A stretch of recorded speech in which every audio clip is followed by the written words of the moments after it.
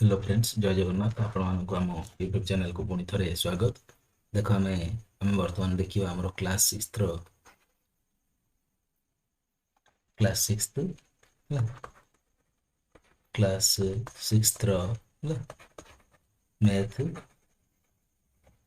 Chapter 3 part 3 है। देख तो देखा ये आम मानसांक देखा है कौन देखा मानसांक देखा निम्न थिबा चित्र को देखिकी तीर चिन्हित रेखा और संख्या गुड़िक विषय में आम कौन कहवा है। देख 38,000 देती 38,000 हेल्ले 25,000 गोटे है 13,000 गोटे आउ 400 केतटा दीटा मिसिकी देख 25,000 गोटे है प्लस 13,000 गोटे प्लस 400 केतटा दीटा मिसिकी तुम 38,800 है। सेमती देख 28,000 टा कि 28,000 तुम 25,000 गोटे है 25,000 गोटे आउ 3,000 दरकार आ 1500 दीटा 1500 केतटा दीटा 1500 दीटा है। तापर देख 28,000 टा कौन है ना 25,000 गोटे है 25,000 गोटे मिशाण 1500 है केतटा है दीटा है एमती करके कराई है कौटा यहाँ 28,000 टा लिखी दूसरी है 28,000 तापर देख 61,000 टा कि 61,000 टा तुम 60,000 गोटे 61,000 टा तुम 60,000 गोटे प्लस कौन है आउ 1600 दरकार 403 टा 403 टा है यहाँ है 61,000 403 टा 3 टा है।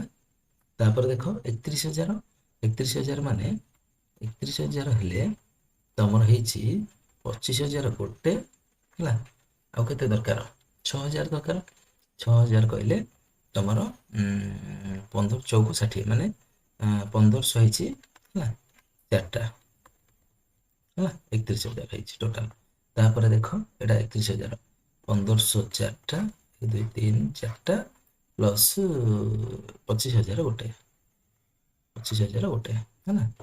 तापर एपटा देखा 3400 कि ना देख 1500 है 1500 दीटा है प्लस 400 गोटे है 1500 है तापर 63,000 63,000 टा कि 60,000 गोटे यहाँ कि 60,000 गोटे है मिशाण आउ कौन 3,000 दरकार 3,000 माने 1500 दीटा 1500 दीटा 1500 दीटा है तापर 19,500 कि देख 19,500 टा तुम यहाँ कि देख तुम 13,000 गोटे है कौन है 13,000 गोटे प्लस तुम 1500 गोटे 1500 गोटे है आउ कौन है ना 410 टा 410 टा 410 टा माने 10 टा यहाँ 10 410 टा माने यहाँ हो 4 के 4 4,000 ये 1,000 5,500 ये 13,000 है ना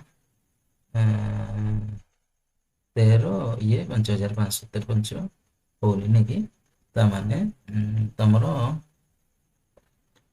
10टा हेल्ले देख टे तो ये कर 19,500 आण है तापर 20,900 20,900 20,900 को कर कौन कर ना तुम कर 13,000 गोटे है 13,000 गोटे ये लिभे दूसरी है 13,000 गोटे आउ कर तुम कौन अच्छी 1500 है 1500 चार्टा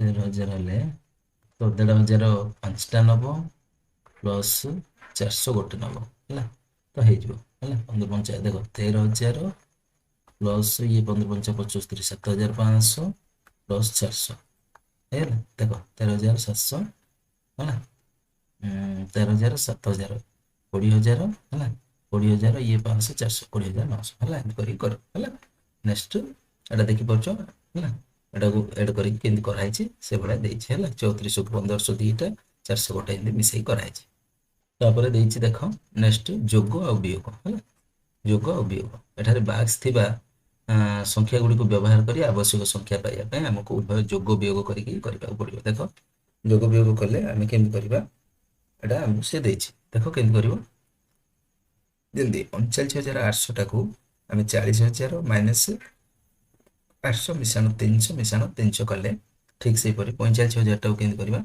40000 है 40000 मिशाण 5000 12000 है 12000 फेड़ाण 7000 तो यहाँ 5000 पड़े है माने यहाँ 5000 पड़े 40 5 45000 हो नेक्स्ट देखिए 5900 केमती करवा 5900 5900 कर 12000 है 12000 माइनस 7000 है प्लस 300 है प्लस 300 प्लस 300 है केमती कर 17000 5 टाक केमती कर 12000 प्लस 7000 है प्लस 800 प्लस 800 प्लस 800 है 21400 टाक केमती कर 12000 प्लस 7000 है प्लस 800 प्लस 800 सॉरी एटा 17500 टाक केमती कर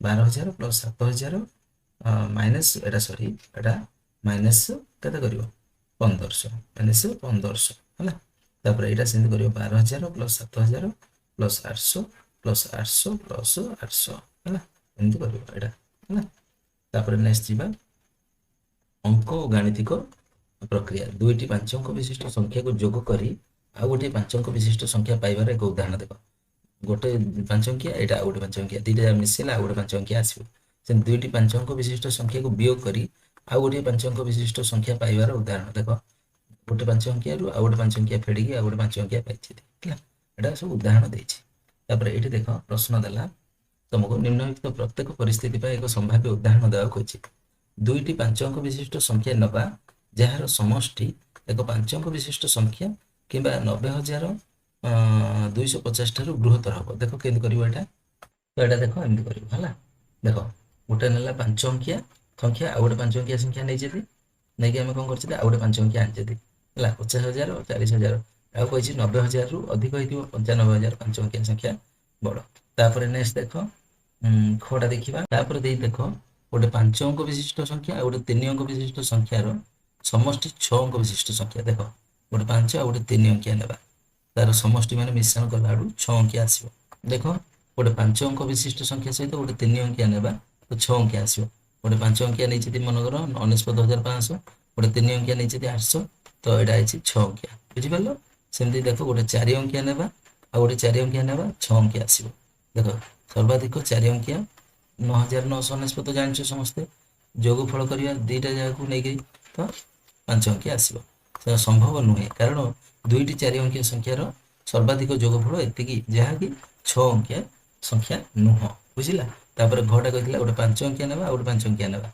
6 अंकिया देखो 5 अंकिया नै जति 5 अंकिया नै जति 6 अंकिया आछि हला बुझि परलो नेक्स्ट छिबा तापर देखो गोटे 5 अंकिया नै जति आ गोटे 5 अंकिया नै जति एटा गोटे 5 अंकिया आछि सर्वनिम्न 5 अंकिया संख्या हला 10000 हम जानछे जोगफल 10000 प्लस 10000 20000 हला तो देखो संभव नुहे कारण दुईटी 5 अंकिया संख्यार सर्वनिम्न जोगफल 20000 जहा कि 18500 ठारू बड़ अर्थे बुझिला कि से कहि 18500 टू कम हवा दरकार तो बड़ हो जाउची हला तापर 6टा देखो गोटे 5 अंकिया संख्या नेबा आ गोटे 5 अंकिया संख्या देखो कहि देखिया 6टा हम कहिछि तापर कहि देखो 6टा दुईटी 5 अंक विशिष्ट संख्या आर अंतर हला दुईटी 5 अंक विशिष्ट संख्यार अंतर 56000 ठारू कम हो देखो 56000 ठारू कम हो कहिछि तो देखो 5 अंकिया संख्या और नबो आ गोटे 5 अंकिया संख्या नबो 56000 ठारू कम बोली कहिछि तो 80000 मन ना 5 अंकिया संख्या आ गोटे 5 अंकिया संख्या ना 35000 फेलाडू 45000 आउछि तो 45000 टा कोन हो सान हो का 56000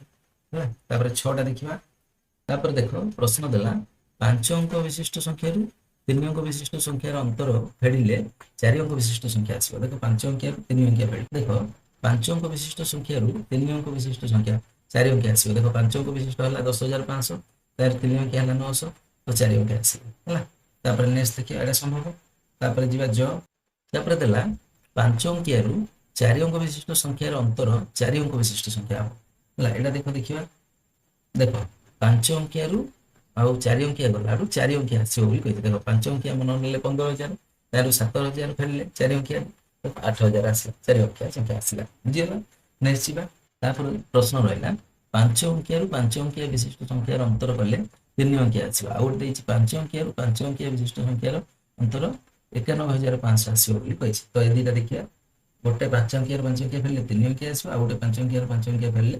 91,500 ଆସିବ ଦେଖ 5 अंकिया ସଂଖ୍ୟାରୁ 4 अंकिया संख्या फेरले 4 अंकिया आसला 15,000 एटा जानछो तापर देखो 5 अंकिया 5 अंकिया फेरले 3 अंकिया आसीबो 5 अंकिया हला 25,600 आ उडे नेले 5 अंकिया 25,000 तो 600 आसला एटा 3 अंकिया आसला तापर नेक्स्ट जीवा तापर नेक्स्ट प्रश्न थिला 5 अंकिया फेरले 51,500 आसीबो सर्वाधिक 5 अंकिया हला 69,900 69 सर्वनिम्न 5 अंकिया हला 10,000 हला तो एटा कोन करिया फेडिया पार्थक्य माने फेडिया ହେଲା ଫେରିଲେ କ'ଣ ହବ ସମ୍ଭବ ନୁହଁ ହେଲା ଏତି ଆସିଲା ହାରି ତ କେତେ ଆସିବାକୁ କହୁଛି ସେ 91,500 ଆସିବ ତ କମ ହେଇଗଲା ଏଇଟା ତ ହବ ନାହିଁ କାରଣ ଦୁଇଟି 5 ଅଙ୍କ ବିଶିଷ୍ଟ ସଂଖ୍ୟା ସର୍ବାଧିକ ପାର୍ଥକ୍ୟ ଏତିକି ଯାହାକି ଏତିକି ଠାରୁ କମ ଏହିପରି ଆହୁରି ପ୍ରଶ୍ନ ବହୁତ କିଛି ଅଛି ହେଲା ତ ଦେଖ ତାପରେ ଦେଲା ତୁମେ ସମସ୍ତ ପରିସ୍ଥିତି ପାଇଁ ଉଦାହରଣ ଦେଇପାରିବ କି ହେଲା ଆହୁରି ଅଛି ଅନେକ ଗୁଡ଼ିଏ उदाहरण अच्छी देख केमती उदाहरण या खाली देखै दिछि तापर एटा देखो हला केमती अनेक गुडी प्रश्न तुम कोन करियो स्क्रीनशॉट नै कि तुम आउरी तयारी मथो करि पारियो हला तापर नेक्स्ट छिबा तापर 2 नंबर प्रश्न देला देखो से निम्न रे किछि उक्ति दे जायछि चिंता करो अनुसंधान करो एवं निर्णय करी लेखिबो निम्न रे दे जायछि प्रत्येक उक्ति सर्वदा सत्य बा बेले बेले सत्य ना कदापि सत्य नुहे तुम एई भलिया भाबरे तुम युक्ति आलोचना करिया देखो कोडा 5 अंक विशिष्ट संख्या प्लस 5 अंक विशिष्ट संख्या इक्वल टू 5 अंक विशिष्ट संख्या एटा देखिए प्रथमे तापर देखो नेक्स्ट देछि 4 अंक विशिष्ट संख्या सहित 2 अंक विशिष्ट संख्या मिसेले 4 अंक विशिष्ट संख्या तापर गोटा देछि 4 अंक विशिष्ट संख्या सहित 2 अंक विशिष्ट संख्या मिसेले 6 अंक होबो तापर घोटा 5 अंक विशिष्ट संख्या सहित 5 अंक विशिष्ट फेडले 5 अंक विशिष्ट संख्या होबो तापर ओटा 5 अंक विशिष्ट संख्या 2 अंक विशिष्ट संख्या फेडले 3 अंक विशिष्ट आसीबो तो ए पांचटा क्वेश्चन वर्तमान लिखिबा प्रथम क्वेश्चन थिला तमरो 5 अंक विशिष्ट संख्या रे 5 अंक विशिष्ट संख्या कले 5 अंक विशिष्ट संख्या आसी हैला तो देखो उत्तर हबो केते क्षेत्र सत्य हबो उदाहरण स्वरूप जदि हम देखिबा 5 अंक विशिष्ट 12,000 नेला आ 5 अंक नेले 23,000 35,000 नेला 5 अंक विशिष्ट संख्या हियला किंतु जदि हम जतले 60,000 सहित 70,000 नेबा एटा 2,000 5 संख्या तो एटा हि जाउची 1,30,000 तो एटा 6 अंक विशिष्ट संख्या हि जाउची तो केते सत्य केते भूल तापरटा देखला 4 अंक विशिष्ट संख्या सहित 2 अंक विशिष्ट संख्या मिसिले 4 अंक विशिष्ट संख्या हो तो एटा देखो केतेक क्षेत्र सत्य देखो उदाहरण जे देखिबा 2500 गोटे 4 अंक विशिष्ट संख्या 2 अंक विशिष्ट 25 2550 4 अंक विशिष्ट संख्या हला सेम जदि हमें 9,999 नेबा ताइले जदि 99 मिसेबा तो 10,900 10,098 हो जाउची तो 5 अंक विशिष्ट हो जाउ 4 अंक होउची तने केतेले सत्य केतेले भूल भी हबो तापर नेक्स्ट देखिबा गोटा 4 अंक विशिष्ट संख्या सहित 2 अंक विशिष्ट संख्या मिसिले हमर 6 अंक विशिष्ट हबो देखो केबे भी सत्य हबो नाही ए देखो सर्वाधिक जे देखिबा सबुठ अधिक हला 9,999 4 अंक विशिष्ट बृहत्तम संख्या से 2 अंक विशिष्ट बृहत्तम संख्या हला 99 तो मिसिले हला 10,098 तो जहा केवल 5 अंक विशिष्ट संख्या डाटा 6 अंक हबो कि तो हबो नाही एटा संभव नाही नेक्स्ट छी तापरटा देला घटा 5 अंक विशिष्ट संख्या रु 5 अंक विशिष्ट संख्या फेलले 5 अंक विशिष्ट संख्या हो केतेक क्षेत्र सत्य हो देखो 5 अंक विशिष्ट संख्या मन नेले हमें 90,000 तारु 10,000 हला 5 अंक विशिष्ट संख्या फेडिले 80,000 आसला तो एडा हला गोटे 5 अंक विशिष्ट संख्या किंतु जदि हमें नेबा 5 अंक विशिष्ट संख्या हिसाब रे 15,000 को तारु 14,000 फेडिबा त माने 1000 आसीबा एडा 4 अंक विशिष्ट संख्या है बुझियला तो केते क्षेत्र सत्य केते क्षेत्र रे मिथ्या भी आसीबो तापरे उंटा देखो 5 अंक विशिष्ट संख्या रु 2 अंक विशिष्ट संख्या फेलले 3 अंक कहतिला तो केबे भी सत्य होबो नै देखो सबुठारु छोट 5 अंक विशिष्ट संख्या हला 10,000 एथु सर्वाधिक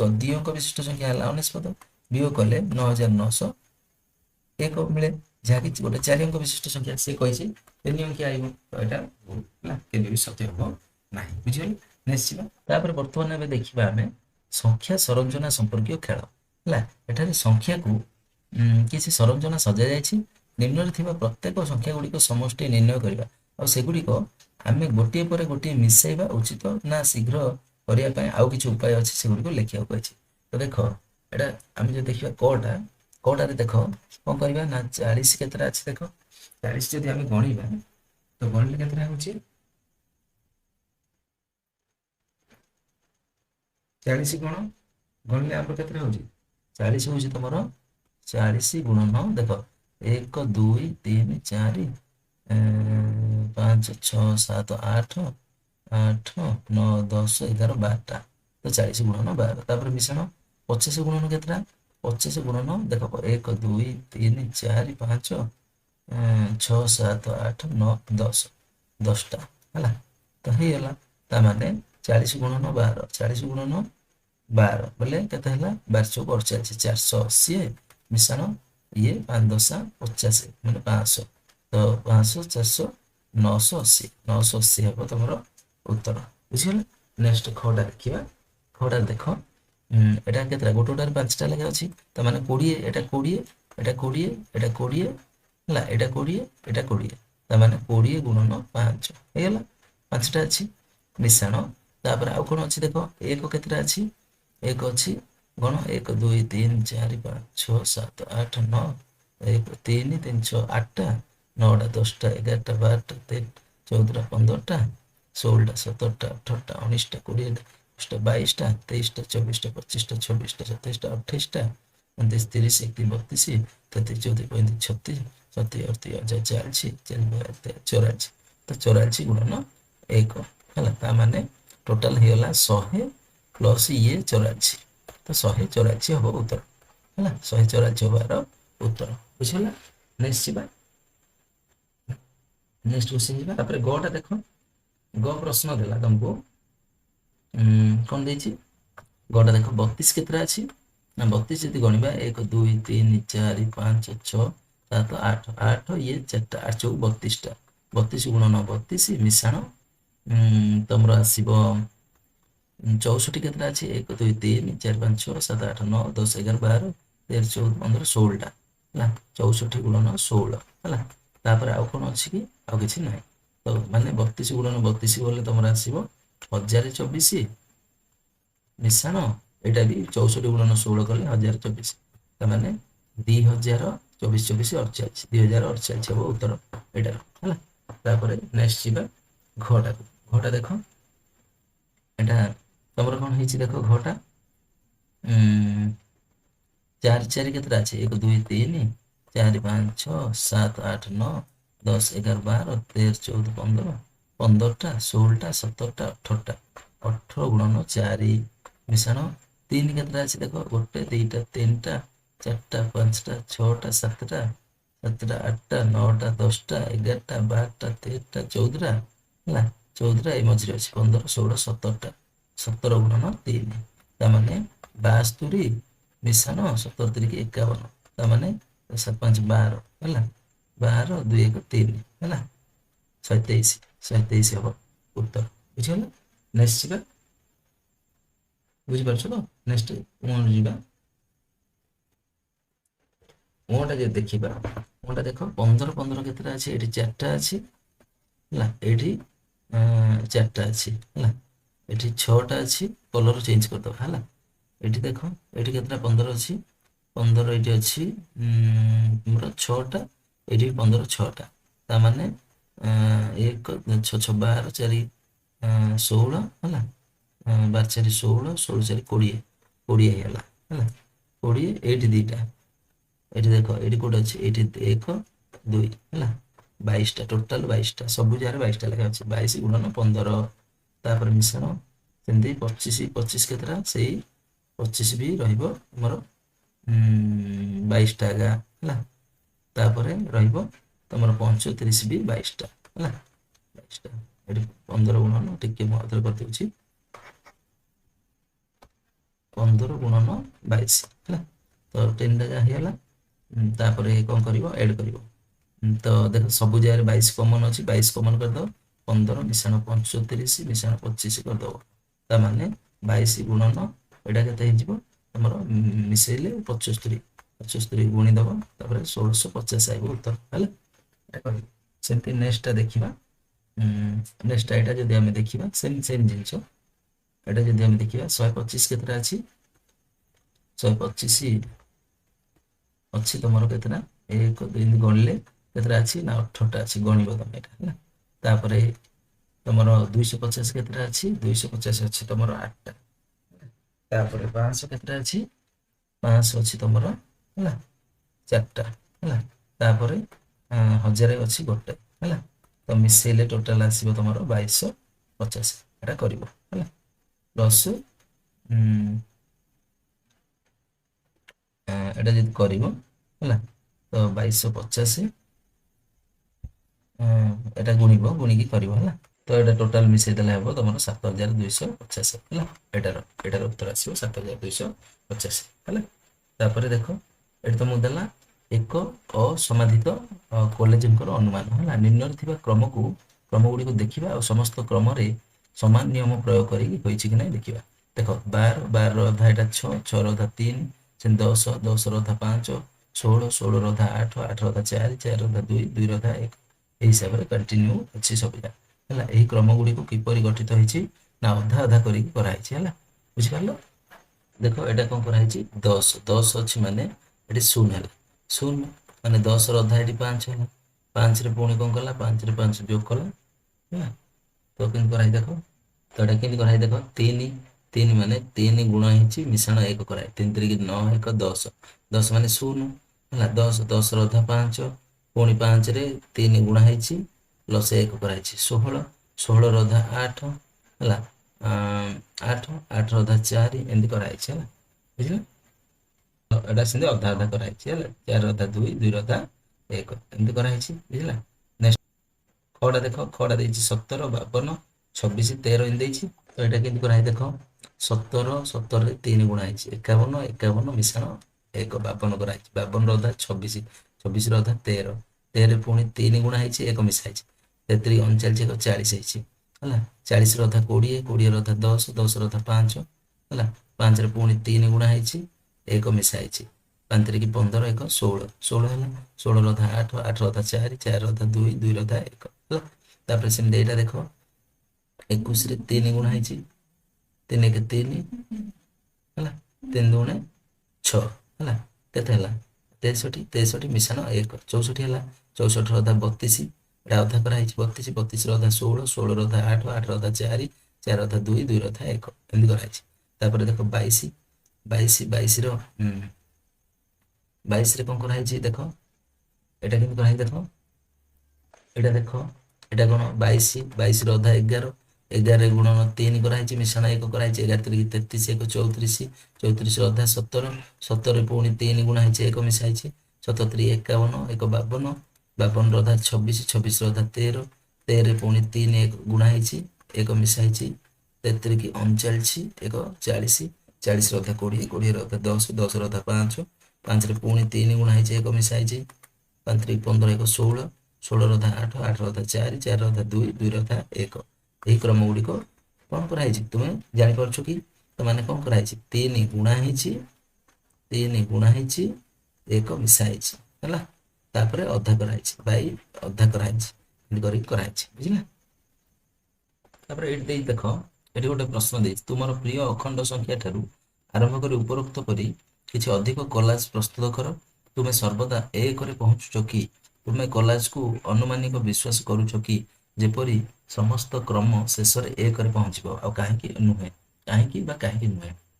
ତମ ନମ୍ବର ନବ 30 30 ର ଅଧା 15 ହେଲା ତ 15 ହେଇଗଲା ପୁଣି 15 ଗୁଣନ 3 ମିଶାଣ 1 ତାମାନେ 45 46 46 ର ଅଧା ହେଲା।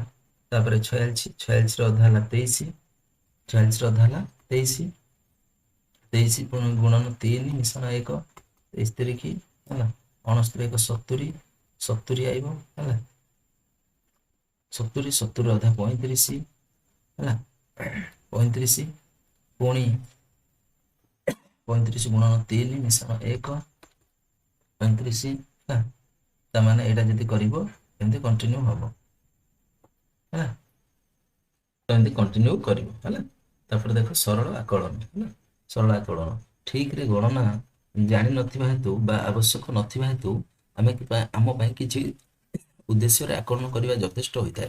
ଉଦାହରଣ ସ୍ୱରୂପ ତୁମ ବିଦ୍ୟାଳୟର ପ୍ରଧାନ ଶିକ୍ଷକ ହୁଏତ ତୁମ ବିଦ୍ୟାଳୟରେ ନାମ ଲେଖାଇଥିବା ଶିକ୍ଷାର୍ଥୀମାନଙ୍କର ସଂଖ୍ୟା ଜାଣିଥିବେ, ଯାହାକି ତୁମେ କେବଳ ଅନୁମାନ କରି କୁହ। ତୁମ ବିଦ୍ୟାଳୟରେ କେତେ ଶିକ୍ଷାର୍ଥୀ ଅଛନ୍ତି? ପ୍ରାୟ 150 ନା 400 ନା 1000। ଏବେ ଅଞ୍ଜଳିର ଶ୍ରେଣୀ ବିଭାଗରେ 32 ଜଣ ଶିକ୍ଷାର୍ଥୀ ଅଛନ୍ତି। ତା ଶ୍ରେଣୀର ଅନ୍ୟ ଦୁଇ ବିଭାଗରେ 29 ଏବଂ 35 ଜଣ ଅଛନ୍ତି। ତେଣୁ ସେ ତାର ଶ୍ରେଣୀ ଶିକ୍ଷାର୍ଥୀମାନଙ୍କ ସଂଖ୍ୟା ପ୍ରାୟ 100 ବୋଲି ଆକଳନ କରିଛି। ଷଷ୍ଠ ଶ୍ରେଣୀ ସହିତ ତାଙ୍କର ବିଦ୍ୟାଳୟରେ ସପ୍ତମରୁ ଦଶମ ଶ୍ରେଣୀ ମଧ୍ୟ ଅଛି ଏବଂ ପ୍ରତ୍ୟେକ ଶ୍ରେଣୀରେ 3ଟା ବିଭାଗ ଅଛି। ସେ ପ୍ରତ୍ୟେକ ଶ୍ରେଣୀ ସମାନ ସଂଖ୍ୟା ବୋଲି ଭାବିନିଏ ଏବଂ ତାଙ୍କ ବିଦ୍ୟାଳୟର ଶିକ୍ଷାର୍ଥୀ ସଂଖ୍ୟା ପ୍ରାୟ 500 ବୋଲି ସେ ଆକଳନ କରିଦିଏ। ଗୋଟେ କାମ ଦେଇଛି ଏଠି, ଆମେ କିଛି ସରଳ ଆକଳନ କରିବା। ଏହା ଗୋଟିଏ ମଜା କାମ ଏବଂ ତୁମେ ତୁମ ଚାରିପାଖରେ ଥିବା ସଂଖ୍ୟାକୁ ଜାଣି ଆମୋଦିତ ହେବ। ମନେ ରଖ ଯେ ନିମ୍ନଲିଖିତ ପ୍ରଶ୍ନର ଠିକ୍ ଉତ୍ତର ପାଇଁ ଆମେ ଆଗ୍ରହୀ ନୁହଁ। ତୁମର ଆକଳନ ପ୍ରସ୍ତୁତି ଶ୍ରେଣୀରେ ଆଲୋଚନା କରିବାକୁ କହିଛି, ସେଟା ତୁମେ ନିଜେ କରିବ। ତ ପ୍ରଥମ ପ୍ରଶ୍ନ ଦେଲା, ତୁମେ କେତେ ପାଦ ଚାଲିବ ତୁମେ ବସିଥିବା ସ୍ଥାନରୁ ଶ୍ରେଣୀ ଗୃହର ଦ୍ୱାର ପର୍ଯ୍ୟନ୍ତ? ତ କେତେ ପାଦ? ନା 10 ପାଦ। କେତେ ପାଦ? 10 ପାଦ। ତାପରେ ବିଦ୍ୟାଳୟର ପଡ଼ିଆ ଆରମ୍ଭରୁ ଶେଷ ପର୍ଯ୍ୟନ୍ତ, ବିଦ୍ୟାଳୟର ପଡ଼ିଆ ଆରମ୍ଭରୁ ଶେଷ ପର୍ଯ୍ୟନ୍ତ କେତେ ପାଦ? 300 ପାଦ। 300, ଏଟା 10 ଏମିତି ଲେଖିଦିଅ ହେଲା, 300 ପାଦ ହେଲା। ତାପରେ ତୁମ ଶ୍ରେଣୀର ଗୃହର ଦ୍ୱାର ଠାରୁ ବିଦ୍ୟାଳୟର ଫାଟକ ପର୍ଯ୍ୟନ୍ତ, ବିଦ୍ୟାଳୟର ଫାଟକ ପର୍ଯ୍ୟନ୍ତ ଏଟା ପ୍ରାୟ 200 ପାଦ ହେଲା। ତାପରେ ତୁମ ବିଦ୍ୟାଳୟର ଠାରୁ ତୁମ ଘର ପର୍ଯ୍ୟନ୍ତ ଏଟା ହେବ 1100 ପାଦ ହେଲା, ଏମିତି ଲେଖିବ ହେଲା। ଏଟା ଅନୁମାନିକ। ତୁମେ କେତେ ଥର ଆଖି ପତା ପକାଇ କିମ୍ବା ପ୍ରଶ୍ୱାସ ନିଅ? 1 ମିନିଟରେ ଆଖି ପତା ପକେଇକିରି କେତେ ଥର ପ୍ରଶ୍ୱାସ ନିଅ ବୋଲି ସେ ତମକୁ ପଚାରିଛି। ତ ଏଟା ଉତ୍ତରରେ ଲେଖିବ 15ରୁ ହେଲା 17 ଥର। 15ରୁ 17 ଥର ଆଖି ପତା ପକଉଛି 1 ମିନିଟରେ। 1 ଘଣ୍ଟାରେ କେତେ ପକେଇବ? ତ 1 ଘଣ୍ଟାରେ ମାନେ ଘଣ୍ଟାରେ ଅନୁମାନିକ ଏଟା ହେଲା, ତ 1000 ହେଲା 20 ଥର ହେଲା, ବା 9 ଥର, 900 ଥର ବି ହେଇପାରିବ ହେଲା, ବୁଝିଲା କି ନାହିଁ? ତାପରେ ଏକ ଦିନରେ ତମେ ଏଟା ଆଇଡିଆ କରିକି ପକେଇବ ହେଲା, ବୁଝିଲା? ଏଟା ସବୁ ଅନୁମାନିକ ହେଲା। ତାପରେ ଏଟା 102ରୁ ହେଲା, 102ରୁ ଏଠି 900 ଥର। ଏଟା ସେମିତି 1 ଦିନରେ କେତେ ପକେଇବ? ନା 15300 ଥରରୁ 21800 ହେଲା ଥର। ଏଟା ଆଇଡିଆ କରିକି ପକେଇବ ହେଲା, କିଛି ନାହିଁ, ଏଟା ତମ ହିସାବରେ ତମେ ପକେଇବ। ଏଟା ଏପଟ ସେପଟ ହେଲେ ଚଳିବ। ତାପରେ ତୁମ ଚାରିପାଖରେ ଥିବା କିଛି ବସ୍ତୁର ନାମ କୁହ ଯାହାର ସଂଖ୍ୟା କିଛି ହଜାର ବିଶିଷ୍ଟ ସଂଖ୍ୟା। ତ ସେମିତି ଗଛର ପତ୍ର ସଂଖ୍ୟା ହେଲା, ଗଛର ପତ୍ର ସଂଖ୍ୟା। ତାପରେ ସଂଖ୍ୟା 10,000ରୁ ଅଧିକ, 10,000ରୁ ଅଧିକ ଯଦି କହିଛି ତ ସହର ହେଲା, ମହାନଗର ନିଗମର ଲୋକ ସଂଖ୍ୟା ହେଲା, ଏଟା ହେଇପାରିବ, ବୁଝିପାରିଲ? ତାପରେ ନେକ୍ସଟ ଉତ୍ତର ଆକଳନ କର। 30 ସେକେଣ୍ଡ ମଧ୍ୟରେ ଅନୁମାନ କରିବାକୁ ଚେଷ୍ଟା କର। ତୁମ ଅନୁମାନକୁ ତୁମ ସାଙ୍ଗମାନଙ୍କ ସହିତ ତନଖ କର ହେଲା। ତ ପ୍ରଥମେ ଦେଲା ତୁମ ଗଣିତ ବହିରେ ଶବ୍ଦ ସଂଖ୍ୟା ହେଲା 5000ରୁ ଅଧିକ ନା 5000ରୁ କମ, ଏଟା କୋଉଟା ହବ ସେ ପଚାରିଛି। ତ ଏଟା ତମେ ଆଇଡିଆ କରିକି ପକେଇବ, କିଛି ଇଏ ନାହିଁ ହେଲା। ଏଟା କେତେ ହବ? ନା 5000ରୁ ଅଧିକ ହବ। ତାପରେ ତୁମ ବିଦ୍ୟାଳୟର ଶିକ୍ଷାର୍ଥୀଙ୍କ ସଂଖ୍ୟା 200ରୁ ଅଧିକ ନା 200ରୁ କମ? ଆମର 200ରୁ କମ, ମୁଁ 200ରୁ କମ ମାରିବି। ତାପରେ ତମର ଯଦି ଅଧିକ ଅଛି ଅଧିକ ମାରିବ। ତାପରେ 5 ଜଣଙ୍କ ପାଇଁ ଫଳକ କଷ୍ଟାର୍ଡ କରିବା ପାଇଁ ହିମାଂଶୁ କ୍ଷୀର ଏବଂ 3 ପ୍ରକାରର ଫଳ କିଣିବାକୁ ଇଚ୍ଛା କଲା। ସେ ଏହାର ମୂଲ୍ୟ 100 ଟଙ୍କା ହେବ ବୋଲି ଆକଳନ କଲା। ତୁମେ ତାହା ସହିତ ସହମତ କି? କାହିଁକି ବା କାହିଁକି ନୁହଁ? ତ ଏଟା କଣ? ନା ସହମତ ନା ସହମତ ନୁହଁ? ନା ମୁଁ ସହମତ ନୁହଁ, ନା ମୁଁ ହେଲା ତା ସହମତ ନୁହଁ ହେଲା। କଣ ପାଇଁ? ନା କଣ ପାଇଁ? ଦେଖ 5 ଜଣ ପାଇଁ ଫଳ କଷ୍ଟାର୍ଡ କିଣା ହବ କରିବା ପାଇଁ ହିମାଂଶୁ କ୍ଷୀର ଆଉ 3 ପ୍ରକାର ଫଳ କିଣିବ। ତ ଫଳ ଦେଖ, ଫଳ ଯଦି 3 ପ୍ରକାର ଫଳ କିଣିବ ସେ ଏହାର ମୂଲ୍ୟ 100 ଟଙ୍କା ହେବନି, କାରଣ କ୍ଷୀର ଆଗା ଯଦି କିଣିବ ତିନି ଜଣ ଯାବା ପାଇଁ ତ 3 ଲିଟର ହବ, ହବନି, ଏଇଟା ସେତିକି ପଇସାରେ ହବ ନାହିଁ। ତାପରେ ଦେଖ, ଗାନ୍ଧୀନଗର ଗୁଜୁରାଟ ଠାରୁ କୋହିମା ବା ନାଗାଲାଣ୍ଡର ଦୂରତା ଗୁଜୁରାଟ ଠାରୁ କେତେ? ଦେଖ ଏଇଟା ଆମର ଉତ୍ତର ଅଛି, ଦେଖିଦବା ଟିକେ। ଏଟା ତମେ 3 ନମ୍ବରଟା ଲେଖିଦବ। କିଛି ହଜାର ସଂଖ୍ୟାରେ ଥିବା ବସ୍ତୁ ଏକ ବିଦ୍ୟାଳୟରେ ପୁସ୍ତକାଳୟ, ପୁସ୍ତକ, ଗୋଟେ ଘର ତିଆରି ପାଇଁ ବ୍ୟବହୃତ ଇଟା, ଗୋଟେ ଗାଁର ଲୋକ ସଂଖ୍ୟା, ତାପରେ ଦେଇଥିଲା 10,000ରୁ ଅଧିକ, ଗୋଟେ ବସ୍ତା ଚାଉଳର ଦାନା ହେଲା, ଦାନା ହେଲା, ତାପରେ ଗୋଟେ ସହରର ଲୋକ ସଂଖ୍ୟା ହେଲା, ଏମିତି ଲେଖିଦବ। ତ ଏମିତି ଲେଖିଦବ କ'ଣ, କାରଣ ଫଳର ମୂଲ୍ୟ 100 ଟଙ୍କାରୁ ଅଧିକ ଦାମ ତାର, ତେଣୁକରି ଆମେ କିଣିପାରିବାନି, ଅଧିକ ପଇସା ହବ, ତ 100 ଟଙ୍କାରେ ହବ ନାହିଁ। ତାପରେ କହିଥିଲା 4 ନମ୍ବରଟା, ଗାନ୍ଧୀନଗର ଗୁଜୁରାଟ ଠାରୁ କୋହିମା ନାଗାଲାଣ୍ଡର ଦୂରତା ଆକଳନ କରିବାକୁ କହିଛି। ତ କେମିତି କରିବ ଦେଖ, ଏଟା ଡାଇରେକ୍ଟ ଲେଖିଦବ, କେତେ ନା 2800 କିଲୋମିଟର ହେଲା। ଏଟା ତମେ ଦେଖିକିରି ଆକଳନ କରିକି ଲେଖିବ ହେଲା, 2800 କିଲୋମିଟର। 5 ନମ୍ବର ଦେଲା ତୁମର, ଦେଇଛି କ'ଣ ନା 5 ନମ୍ବର ଦେଇଛି, ଶୀତଲ ଷଷ୍ଠ ଶ୍ରେଣୀରେ ପଢୁଛି ଏବଂ ଆଜି ପର୍ଯ୍ୟନ୍ତ ବିଦ୍ୟାଳୟରେ ପ୍ରାୟ 13,000 ଘଣ୍ଟା ବିତାଇଛି ବୋଲି ସେ କହୁଛି। ତୁମେ ତାହା ସହ ସହମତ କି? କାହିଁକି ବା କାହିଁକି ନୁହଁ? ଦେଖ, ତ ଉତ୍ତର ଲେଖିବ ନା, ଏଟା 5 ନମ୍ବର, 5 ନମ୍ବର ତ ଲେଖିବ ନା, ମୁଁ ତାଙ୍କ କଥା ସହ ମୁଁ ସହମତ ନୁହଁ। ଆକଳନ ହେଲା, ପ୍ରତିଦିନ ବିଦ୍ୟାଳୟରେ ପ୍ରାୟ 6 ଘଣ୍ଟା ପଢା ହୁଏ, 6 ଘଣ୍ଟା ହୁଏ କି ନାହିଁ? ବର୍ଷକୁ କେତେଟା ହେଲା? ପ୍ରାୟ 220 ଦିନ ବିଦ୍ୟାଳୟ ଚାଲେ, ଷଷ୍ଠ ଶ୍ରେଣୀ ପର୍ଯ୍ୟନ୍ତ 6 ବର୍ଷ ହେଲା, ଷଷ୍ଠ ଶ୍ରେଣୀ ପର୍ଯ୍ୟନ୍ତ 6 ବର୍ଷ ହେଲା। ତ ମୋଟ ସମୟ ହେଲା 6 ଗୁଣନ 220 ଗୁଣନ 6, ତ 7,920 ଘଣ୍ଟା। ତ ତେଣୁକରି ସେଟା ମୁଁ ତାଙ୍କ ସହିତ ସହମତ ନୁହଁ। ଆନ୍ସର ତ ଏତିକି ଆସିଲା। ଅର୍ଥାତ୍ ଷଷ୍ଠ ଶ୍ରେଣୀ ଛାତ୍ରଛାତ୍ରୀ ପ୍ରାୟ 7,920 ଘଣ୍ଟା ବିଦ୍ୟାଳୟରେ ବିତାଏ, ଯାହାକି 13,000 ଘଣ୍ଟା ଠାରୁ ବହୁତ କମ୍ ହେଲା। 13,000 ଘଣ୍ଟା କହିଥିଲେ, ତ ସେହିପରି ତାଙ୍କର ଆକଳନ ସଠିକ ନୁହଁ ହେଲା। ତେଣୁକରି ଆକଳନ ଯୋଉ ସେ କରିଛନ୍ତି ଠିକ ନୁହଁ। ସେ 13,000 କହୁଛନ୍ତି କିନ୍ତୁ ହଉଛି 7,920 ହେଲା। ନେକ୍ସଟ କ୍ୱେଶ୍ଚିନ୍, ନେକ୍ସଟ ଦେଖ, ନେକ୍ସଟ ପ୍ରଶ୍ନ ଦେଇଛି, ପୂର୍ବରୁ ଲୋକେ ପାଦରେ ଚାଲିକରି ଦୂର ସ୍ଥାନକୁ ଯାତ୍ରା କରୁଥିଲେ, ଯେହେତୁ ସେମାନଙ୍କ ପାଖରେ ଅନ୍ୟ କୌଣସି ଗମନାଗମନର ବ୍ୟବସ୍ଥା ନଥିଲା। ଧରାଯାଉ ତୁମେ ତୁମର ସାଧାରଣ ଗତିରେ ଚାଲିବ, ତୁମକୁ ଯିବାକୁ ପ୍ରାୟ କେତେ ସମୟ ଲାଗିବ ହେଲା। ସାଧାରଣ ଗତିରେ ମାନେ ଚାଲି ଚାଲି ଯିବ ହେଲା। ଏଟା କ ପ୍ରଥମ ଦେଲା, ତୁମର ବର୍ତ୍ତମାନର ଅବସ୍ଥାନ ଠାରୁ ତୁମର ନିକଟସ୍ଥ ପ୍ରିୟ ସ୍ଥାନ ପର୍ଯ୍ୟନ୍ତ କେତେ ଦୂର ହବ। ତାପରେ ଦେଇଛି ଖରେ, ତୁମର ବର୍ତ୍ତମାନର ଅବସ୍ଥାନ ଠାରୁ ପଡ଼ୋଶୀ କୌଣସି ରାଜ୍ୟର ପର୍ଯ୍ୟନ୍ତ ଅବସ୍ଥାନ ଯିବା ପାଇଁ କେତେ ସମୟ କେତେ ଲାଗିବ। ତାପରେ ଦେଇଛି ଭାରତର କନ୍ୟାକୁମାରୀ ଠାରୁ କାଶ୍ମୀର ପର୍ଯ୍ୟନ୍ତ କେତେ ଲାଗିବ ଆକଳନ କରିବାକୁ କିଛି 3ଟା କ୍ୱେଶ୍ଚିନ୍ ଦେବ। କେମିତି କରିବ? 6 ନମ୍ବରଟା ତ ଉତ୍ତରରେ ଲେଖିବ, ଦେଖ ତୁମର ବର୍ତ୍ତମାନର ଅବସ୍ଥାନ ଠାରୁ ତୁମର ନିକଟସ୍ଥ ପ୍ରିୟ ହେଲା, ନିକଟସ୍ଥ ପ୍ରିୟ ସ୍ଥାନ ପର୍ଯ୍ୟନ୍ତ ଯିବା ପାଇଁ ତମକୁ କେତେ ସମୟ ଲାଗିବ ନା ଗୋଟେ 30 ମିନିଟ୍ ଲାଗିବ, 30 ମିନିଟ୍ ଲାଗିବ। ତାପରେ ତୁମର ବର୍ତ୍ତମାନର ଅବସ୍ଥାନ ଠାରୁ ପଡ଼ୋଶୀ କୌଣସି ରାଜ୍ୟର ରାଜଧାନୀକୁ ଯିବା ପାଇଁ, ରାଜ୍ୟର ରାଜଧାନୀକୁ ଯିବା ପାଇଁ ତୁମକୁ କିଛି ସପ୍ତାହ ଲାଗିବ, କିଛି ସପ୍ତାହ ହେଲା, ବା କିଛି ଦିନ ବି ହେଇପାରେ ହେଲା, କିଛି ଦିନ ବି ହେଇପାରେ ହେଲା। ତାପରେ ଭାରତର କନ୍ୟାକୁମାରୀ ଠାରୁ କାଶ୍ମୀର ପର୍ଯ୍ୟନ୍ତ ହେଲା, ଏଟା 6 ମାସ ଲାଗିବ, 6 ମାସ ଲାଗିବ ହେଲା। ଭାରତର କନ୍ୟାକୁମାରୀରୁ ଆରମ୍ଭ କରି କାଶ୍ମୀର ପର୍ଯ୍ୟନ୍ତ ଯିବା ପାଇଁ 6 ମାସ ଲାଗିବ ହେଲା। ତମେ ଯେତିକି ଲେଖିପାରିବ, ଏଟା ଅନୁମାନିକ। ତାପରେ ଆକଳନ ସମ୍ବନ୍ଧୀୟ କିଛି ପ୍ରଶ୍ନ ତିଆରି କର ଏବଂ ତୁମର ସାଙ୍ଗମାନଙ୍କ ସହିତ ଆଲୋଚନା କର ହେଲା। ପ୍ରଶ୍ନ ତମେ କିଛିଟା ତିଆରି କରିବାକୁ କହିଛି, ଆଉ ତମେ ସାଙ୍ଗମାନଙ୍କ ସହିତ ଆଲୋଚନା କରିବାକୁ କହିଛି। ତ ଏଇଟା ତମେ ନିଜେ କରିବ ହେଲା। ଆକଳନ ସମ୍ବନ୍ଧୀୟ କିଛି ପ୍ରଶ୍ନ ତିଆରି କରିବ ଆଉ ସାଙ୍ଗମାନଙ୍କ ସହିତ ଆଲୋଚନା କରିବ। ଯଦି ବୁଝିବ କମେଣ୍ଟ ସେକ୍ସନରେ ଜଣେଇବ, ତମେ ନିଜେ କରିବା ପାଇଁ ହେଲା। ତାପରେ ଗଲା ଖେଳ ଏବଂ ଜିତିବା ରଣନୀତି ହେଲା। ଖେଳ ଖେଳିବା ଓ ଜିତିବା ରଣନୀତି ପ୍ରସ୍ତୁତ କରିବା ପାଇଁ ସଂଖ୍ୟା ମଧ୍ୟ ବ୍ୟବହାର କରାଯାଇପାରିବ। ଏଠାରେ 21 ନାମକ ଏକ ପ୍ରସିଦ୍ଧ ଖେଳ ଅଛି ହେଲା।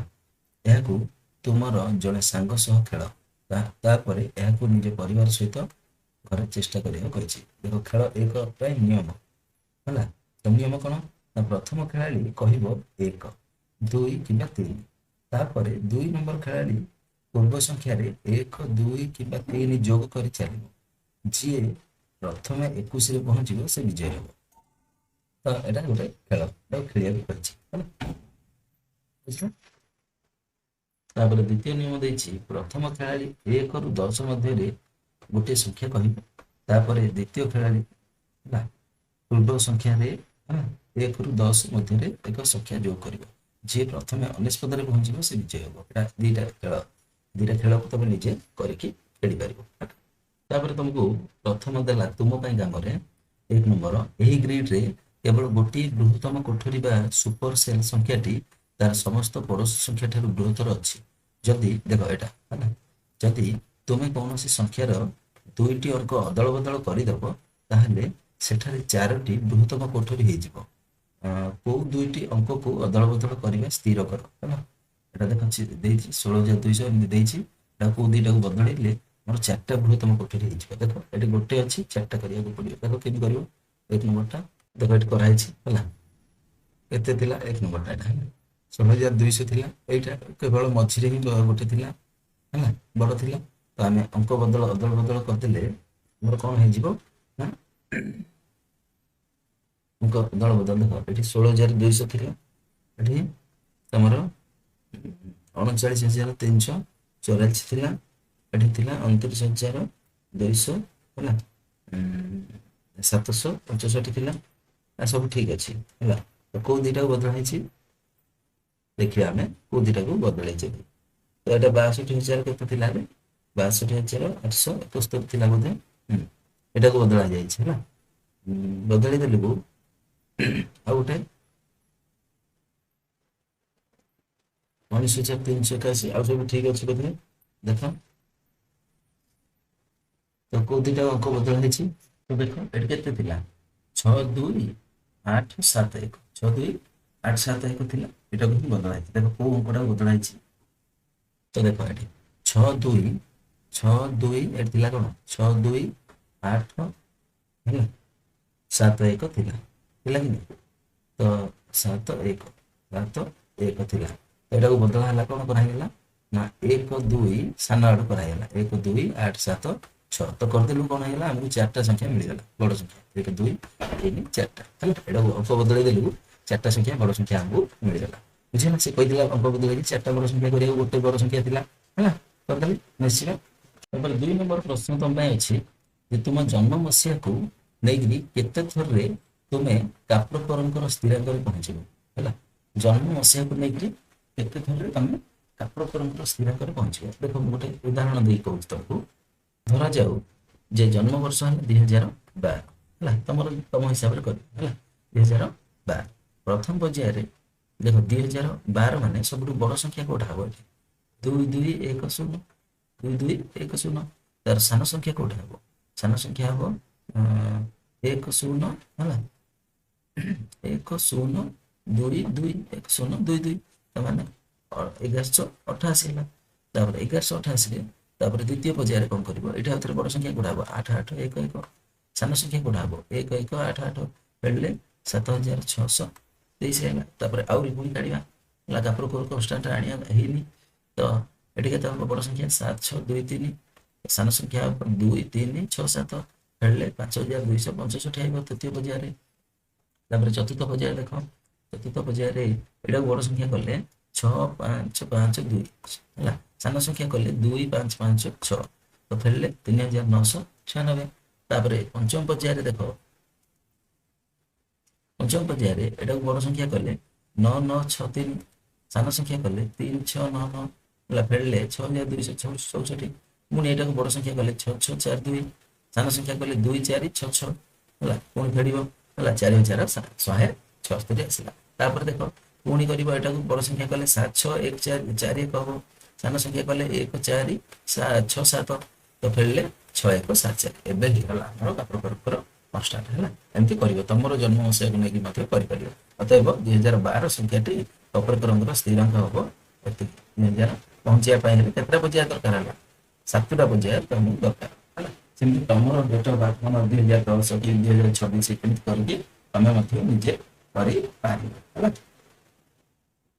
3 ନମ୍ବର ଦେଖ, 3 ନମ୍ବର ପ୍ରଶ୍ନ ଦେଲା ତମ ପାଇଁ 35,000 ଓ 75,000 କେତେକ ମଧ୍ୟରେ 5 ଅଙ୍କ ବିଶିଷ୍ଟ ସଂଖ୍ୟା ସମୂହ ଅଛନ୍ତି ଯାହାର ସମସ୍ତ ଅଙ୍କ ଗୁଡ଼ିକ ଅଯୁଗ୍ମ। ଆମର ଏହି ସଂଖ୍ୟା ସମୂହ ମଧ୍ୟରେ ସବୁଠାରୁ ବୃହତ୍ତମ ସଂଖ୍ୟାଟି କିଏ? ସବୁଠାରୁ କ୍ଷୁଦ୍ରତମ ସଂଖ୍ୟାଟି କିଏ? ଆଉ ଆମ ମାନଙ୍କ ମଧ୍ୟରେ କିଏ 50,000 ନିକଟତମ ସଂଖ୍ୟା? ପ୍ରଶ୍ନ 50। ତ ଦେଖ এই 3 নম্বরটা কেমন করব? তো দেখো 3 নম্বর তোমার পଚାରିଥିଲା 3 নম্বরটা লিখিব পুନরাବୃତ୍ତି ସହିତ ସବୁଠାରୁ ବଡ଼ ସଂଖ୍ୟା ହେବ କେତେ? 73,999। ପୁନରାବୃତ୍ତି ବିନା ସବୁଠୁ ବଡ଼ ସଂଖ୍ୟା ହେବ 73,951। ପୁନରାବୃତ୍ତି ସହିତ ସବୁଠାରୁ ଛୋଟ ସଂଖ୍ୟା ହେବ 35,111 ହେଲା। ତାପରେ ପୁନରାବୃତ୍ତି ବିନା ସବୁଠାରୁ ଛୋଟ ସଂଖ୍ୟା କେତେ ହେବ? 35,179 ହେଲା। 50,000 ସବୁଠାରୁ ନିକଟତର ସଂଖ୍ୟା ପୁନରାବୃତ୍ତି ସହିତ କେତେ ହେବ? ଆମର 51,111। 51,111। 50,000 ସବୁଠୁ ନିକଟତର ସଂଖ୍ୟା ହେଉଛି କେତେ? 51,000। ହଁ, ପୁନରାବୃତ୍ତି এটা ସହିତ 51,111। ପୁନରାବୃତ୍ତି ବିନା ଯଦି ଆମେ କରିବା ହବ ତମର 51,379 ହେଲା। 379 ଏମିତି ଲେଖିଦେବ ହେଲା। ତ ଏଇଟା ଆଉ ଟିକେ ଲେଖିଦେବ। ଅଯୁଗ୍ମ ସଂଖ୍ୟା ପଚାରିଥିଲା, ତ ଅଯୁଗ୍ମ ସଂଖ୍ୟା ହେଲା କୋଉଟା କୋଉଟା ଅଛି ତମର? ଅଯୁଗ୍ମ ସଂଖ୍ୟା 1, 3, 5, 7 ନହେଲେ 9 ଅଛି ନା ନାହିଁ? ସବୁଠାରୁ କ୍ଷୁଦ୍ରତମ ସଂଖ୍ୟା, କ୍ଷୁଦ୍ରତମ ଯଦି ଆମେ ନେବା, କ୍ଷୁଦ୍ରତମ ହେଲା, କ୍ଷୁଦ୍ରତମ ମାନେ ଛୋଟ, ଛୋଟ ହେଲା ତମର 3, 5, 1, 1। ସବୁଠୁ ବଡ଼ କୋଉଟା ହବ? 7, 3, 9, 9, 9। ଏଇଟା କରିବ ଏଇଭଳିଆ ଏମିତି କରି କରି ଯିବ ହେଲା। ତ ଉତ୍ତର ଆସିବ ଏତିକି ହେଲା। ତାପରେ 4ଟା ଦେଖ, ସାପ୍ତାହିକ ପର୍ବପର୍ବାଣୀ ଓ ଅବକାଶ ଛୁଟି ଭାବରେ ଏକ ବର୍ଷରେ ତୁମେ ପାଉଥିବା ଛୁଟି ସଂଖ୍ୟା ଆକଳନ କର।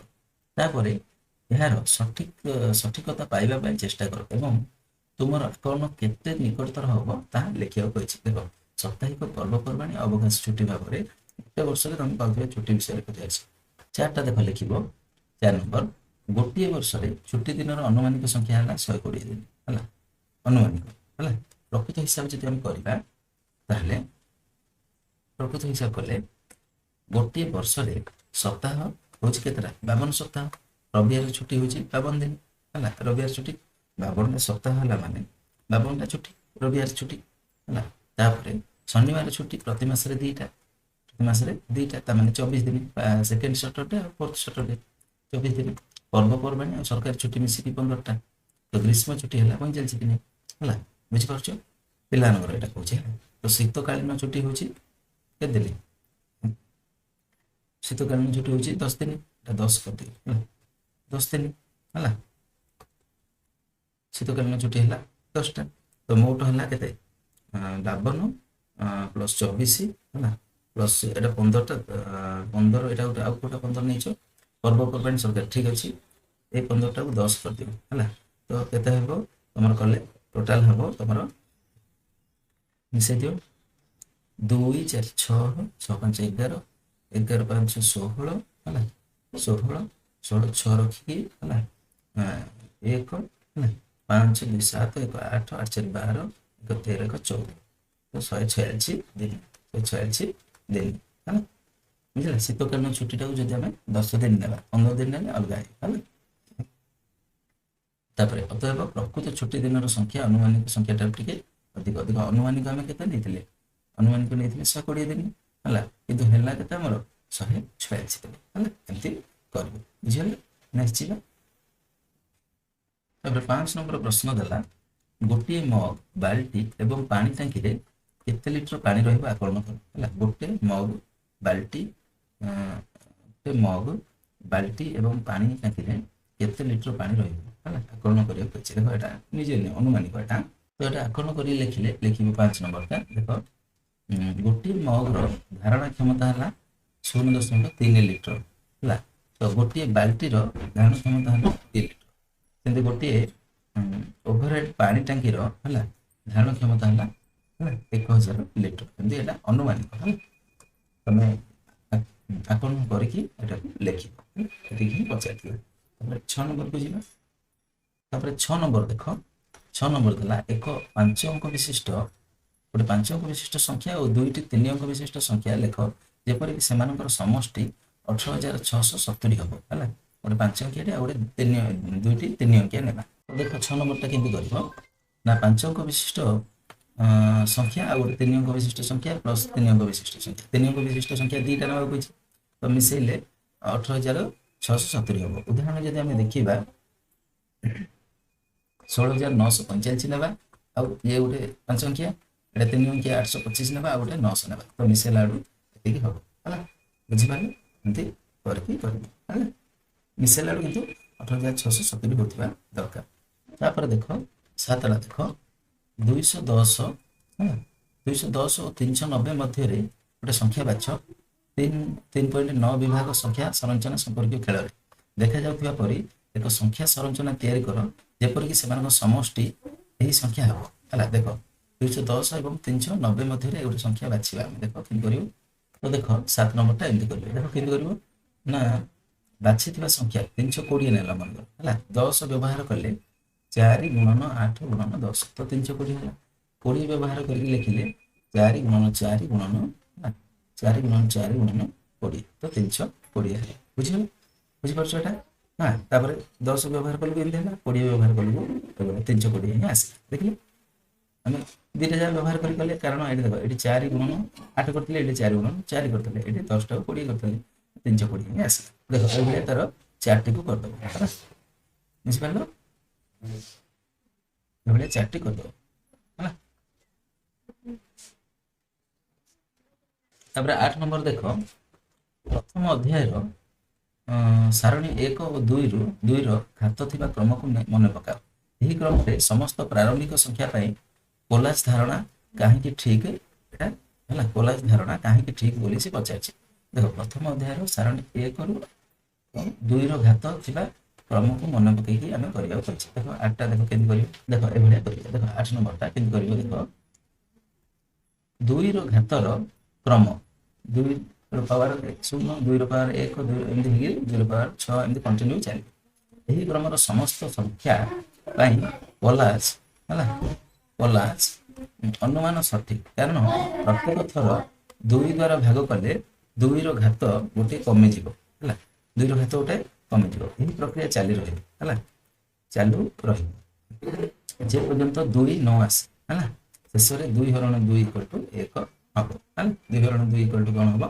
1 हबो बुझिला एंती लिखि दो तो एटा केंति कर दो देखो एही हिसाब कर दो कोला 64 हला 32 16 हला देन आसबो 8 देन आसबो 4 तापर 2 तापर 1 एही हिसाब रे तुम गोटे कोलाज तैयारी कर दो हला निश्चित 9 नंबर को 9 नंबर देला देखो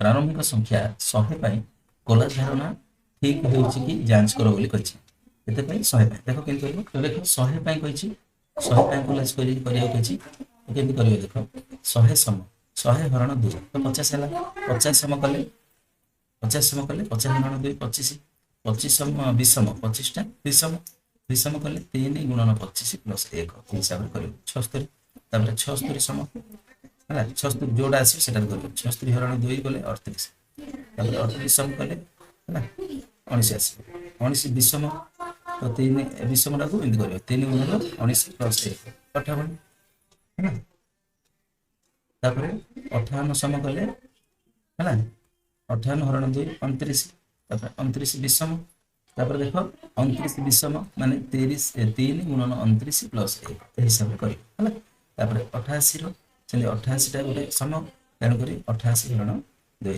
है माने एबे जुग्म अजुग्म हिसाब रे अछि है जुग्म है अजुग्म हिसाब रे अछि है बुझला जुग्म अजुग्म एटा सब जुग्म आ अजुग्म एमते लिखि दो है सम माने जुग्म है विषम माने अजुग्म ए हिसाब रे लिखाइ छै तो सूत्र बुझि परछो एमती कर दो है 84 चाइले 84 हरण 22 84 हरण 2 एमती करियो है एटा सम 22 टा भी गोटे जुग्म जुग्म लिखि दो एटा सब है जुग्म कर दो है ठीक अछि विषम जे सब जुग्म कर दो है एमती करके ए सूत्र अनुसार एटा को कर करी चल है एटा देखो 20 अछि 20 है जुग्म है 20 हरण 2 कले 10 है 10 भी गोटे जुग्म है ଏମିତି କରି କରି ଲାଷ୍ଟ ପର୍ଯ୍ୟନ୍ତ ଯିବ ହେଲା। ତାପରେ 10 ହେଲା ଗୋଟେ ଯୁଗ୍ମ ହେଲା, ଗୋଟେ ଯୁଗ୍ମ ଲେଖିବା ଯୁଗ୍ମ, ତାମାନେ 10 ହରଣ 2 5 ଆସିଲା, 5ଟା ଗୋଟେ ଅଯୁଗ୍ମ ହେଲା। ତ 3 ଗୁଣନ 5 ମିଶାଣ ଅଯୁଗ୍ମ ହେଲେ ଏ ସୂତ୍ର ପକେଇ କରିବ ହେଲା। 16 ହେଲା, 16ଟା ଗୋଟେ ଯୁଗ୍ମ ଯୁଗ୍ମ ହେଲା, 16 ହରଣ 2 8 ହେବ। ତାପରେ 8 ହଉଛି ସମବାୟ ଯୁଗ୍ମ, 8 ହରଣ 2 4 ଆସିବ, 4ଟା ଗୋଟେ ଯୁଗ୍ମ ହେଲା ଯୁଗ୍ମ।